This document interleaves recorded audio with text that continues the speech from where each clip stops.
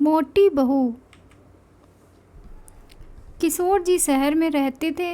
उनको एक बेटी और एक बेटा था। बेटे का नाम अनिल और बेटी का नाम लीला था। उम्र होने पर पहले बेटी की और बाद में बेटे की शादी करवाई। बहू का नाम सीमा था। शादी के 2-3 सालों में ही सीमा का वज़न काफ़ी बढ़ गया था और वह पहले से दुगनी मोटी दिखने लगी थी।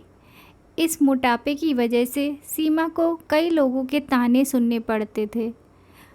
पड़ोसी भी उसे मोटी भैंस कहने से हिचकिचाते नहीं थे।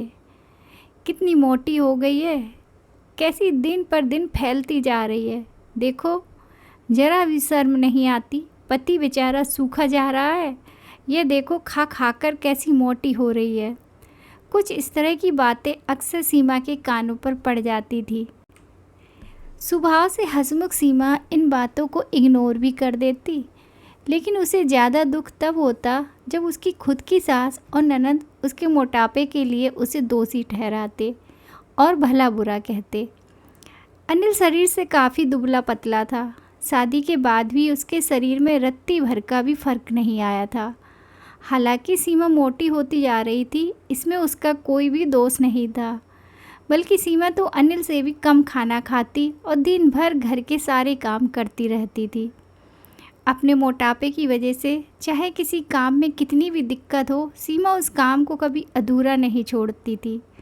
उसने घरेलू नुस्खे और कई तरह के उपाय करके अपना मोटापा कम करने की कोशिश की, लेकिन शायद उसके शरीर के हार्मोन्स ही थे जो उसे मोटा बनाए रखे थे। अनिल को उसके मोटापे से कोई हरकत नहीं था। वह तो बेचारा अपने बिजनेस को संभालने में व्यस्त रहता था। उसकी माँ और बहन हमेशा इस वजह से सीमा को कुछ न कुछ सुनाते रहते थे और सीमा काफ़ी रोया करती थी। सीमा जब भी मौका मिलता अपने पति से इस बारे में बात करती थी और कहती थी कि अपनी माँ और बहन को समझाओ, मैं मोटी हूँ, इसमें मेरा क्या दोष है। पूरी दुनिया मुझे कुछ भी कहे, मुझे फ़र्क नहीं पड़ता, लेकिन जब मेरे अपने ही मुझे भला बुरा कहते हैं तो मुझे काफ़ी दुख होता है। ऐसे ही दिन बीते चले गए। एक दिन सीमा की सास ताज़ी हवा लेने के लिए जब टेरेस पर गई हुई थी, तब वापस लौटते समय उनका पैर फिसला और सीढ़ियों से वह गिर गईं। भाग से वह बच गईं, लेकिन उनके पैर में बड़ा फ्रैक्चर आया। उनको अब एक जगह से दूसरी जगह जाने में भी काफ़ी दिक्कत होने लगी। बिना किसी के सहारे के वह ऐसा कर ही नहीं पा रही थी। जिस मोटी बहू को वह रोज़ाना ताने मारती थी, आज वही बहू उनका हर काम कर रही थी और उन्हें एक जगह से दूसरी जगह ले जा रही थी। उनका खुद का वज़न भी 75 किलो था, जो उनके बेटे अनिल के लिए भी उठा पाना संभव नहीं था। हमको विचार आया कि बहू शरीर से भरी पूरी नहीं होती तो आज उनका क्या होता। सीमा की सास को सीमा के साथ किए हुए अपने बुरे बर्ताव के लिए पछतावा होने लगा। उन्होंने एक दिन मौका देखकर इस बात के लिए सीमा से हाथ जोड़कर माफ़ी भी मांगी।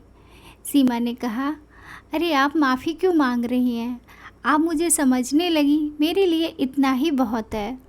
उस दिन के बाद सीमा के साथ में कभी भी उसे मोटापे की वजह से एक शब्द भी नहीं बोला, बल्कि वो उन लोगों से लड़ जाती थी जो सीमा को मोटी कहकर उसकी बुराई करते थे। सीमा की ननद भी इस घटना के बाद उसे इस विषय पर कुछ भी ना कह सकी। खुशमिजाजी सीमा अब पहले की तरह सब कुछ भुलाकर खुश रहने लगी। तो दोस्तों, हमारे समाज में, हमारे आसपास आपको ऐसे कई लोग मिल जाएंगे जो दूसरों को उनके शरीर की बनावट के हिसाब से गलत नाम देते हैं या उन्हें नीचा समझते हैं। किसी की हाइट कम है तो नाटा, किसी का रंग काला है कालिया, कोई हेल्दी है तो मोटा, किसी के बाल कम है तो टकला। हमें ऐसी सोच को पूरी तरह ख़त्म करना होगा और यह समझना होगा कि बाहरी स्वरूप ज़्यादा मायने नहीं रखता, मायने रखता है भीतरी खूबसूरती, स्वभाव और विचार। Thank you. अगर आपको हमारी ये कहानी पसंद आई तो please like, share and subscribe ज़रूर कीजिएगा, ताकि मैं आपको और अच्छी अच्छी कहानियाँ सुना सकूँ।